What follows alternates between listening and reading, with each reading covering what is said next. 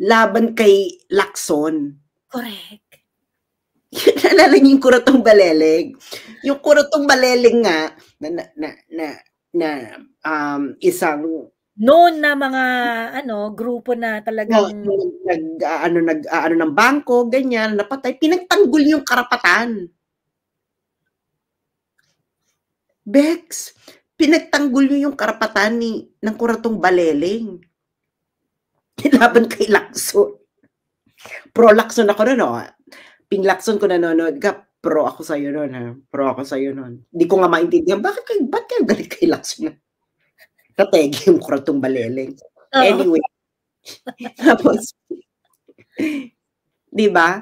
Can you imagine, pinagtatanggol yung 3 Chinese drug lords na tinegi. Iba na talaga.